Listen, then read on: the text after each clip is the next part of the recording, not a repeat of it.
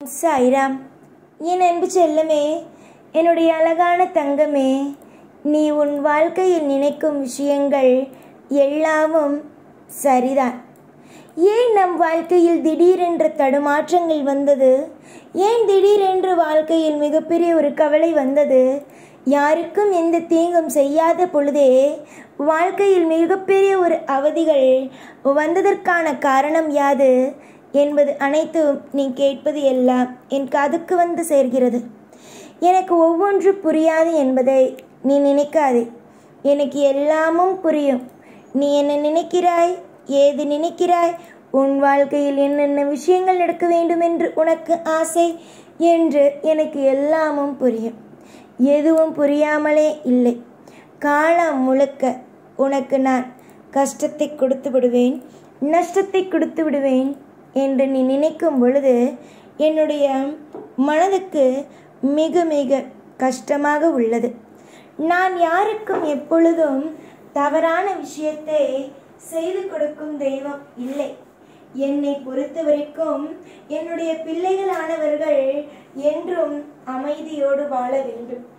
என்னுடைய பிள்ளைகளானவர்கள் எப்பொழுதும் திருப்தியாக இருக்க வேண்டும். இதுதான் என்னுடைய ஆசை. என்னுடைய ஒட்டுமொத்த ஆசையும் என்னுடைய பிள்ளைகளை சுற்றியே இருக்கும்.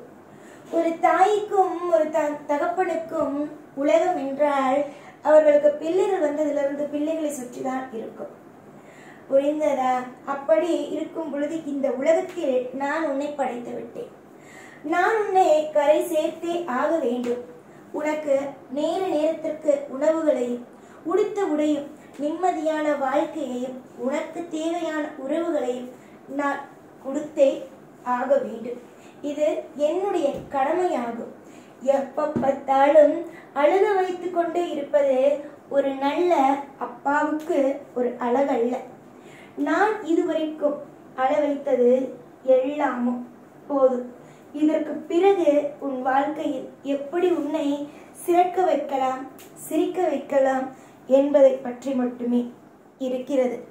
எப்ப பார்த்தாலும் எல்லா விஷயத்திலேயும் சோகங்களோடு இருந்து வாழ்க்கை ஒவ்வொரு நாளும் ஒவ்வொரு பொழுதும் அழ வைத்து கொண்டே இருப்பேன் என்று நினைக்காதீர்கள். உங்களுடைய வாழ்க்கையில் ஒரு அத்தியாயம் பிறக்கும். அந்த பிறக்கும் நாள் வெகு தூரத்தில் இல்லை, பக்கத்தில்தான் வந்துவிட்டது. எவ்வளவோ உன்னுடைய கவலைகள் அனைத்தும் எப்பொழுதும் எல்லா விஷயத்திலேயும் நீங்கும். கவலை கொள்ளாதே. நிம்மதியாக இருந்தால் உனக்கானது உன்னை தேடி தானாக வரும். நிறைய ஆர்ப்பாட்டங்கள் உன்னுடைய வாழ்க்கையில் தேவையல்ல. பொறுமையாக இருந்தால் எல்லாம் நல்லதே நடக்கும். கவலைப்படாமல் எப்பொழுதும் அமைதியாக இருந்தால் எல்லாம் நல்லதே நடக்கும். காலம் முழுக்க உனக்கு தேவையானதை அள்ளி கொடுப்பேன். இன்று இருக்கும் எந்த ஒரு விஷயத்தையும் நினைத்து உன் எதிர்காலத்தில் இருக்கும் எதையும் தீர்மானிக்க வேண்டாம். ஆர்ப்பாட்டங்கள் இல்லாமல் அமைதியாக உன்னுடைய எதிர்காலத்தை அமைத்து தருவேன். நான் ஒரே ஒரு விஷயத்தை சொல்கிறேன். உன்னுடைய வீட்டில் திடீரென்று வந்த குழப்பத்திற்கு காரணம் உன் வீட்டில் இருக்கும் சில பொருட்களால் தான் வந்தது.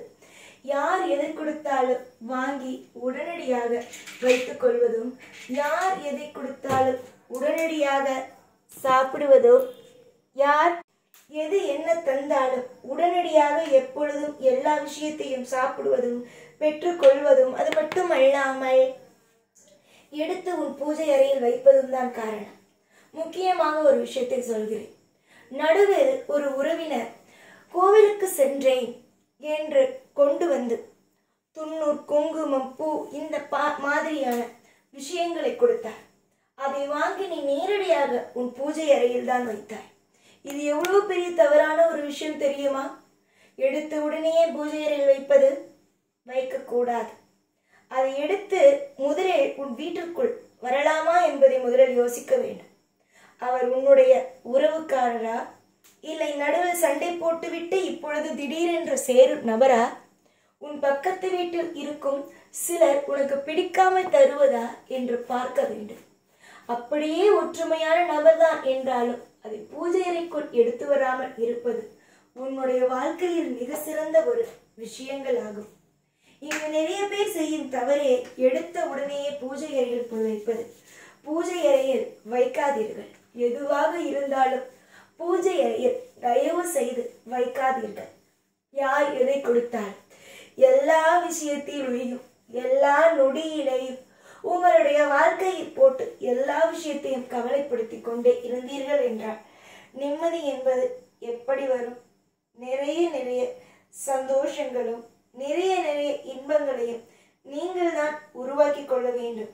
ஆனால் நீங்கள் என்ன செய்கிறீர்கள்? நீங்களே ஒரு தவறான ஒரு விஷயத்தை செய்கிறீர்கள். அது தவறான விஷயமாக நடக்கும் பொழுது ஏன் இது நடக்கிறது, எதற்கு இது நடக்கிறது, என்ன விஷயத்திற்காக நடக்கிறது என்பதை போட்டு குழப்பிக்கொள்கிறீர்கள்.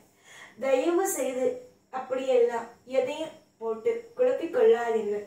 நிறைய சுபத்துவமான விஷயங்கள் நடக்க வேண்டும் என்றால் இந்த மாதிரியான சில விதமான தவறுகளையும் சில விதமான விஷயங்களையும் தவிர்த்து தான் ஆக வேண்டும்.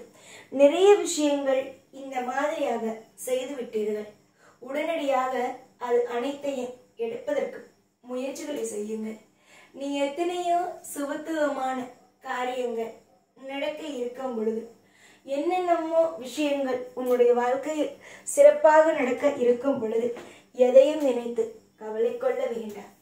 அமைதியையும் எப்பொழுதும் மனதில் வைத்து கொண்டாலே போதும். நீ எந்த ஒரு நிலையிலும் எந்த ஒரு பொழுதிலும் எந்த ஒரு நிமிஷத்திலேயும் நீங்கள் எதையும் போட்டு குழப்பாமல் ஒரு மிக அழகாக சிந்தித்து ஒவ்வொரு விஷயத்திலேயும் முடிவெடுங்கள்.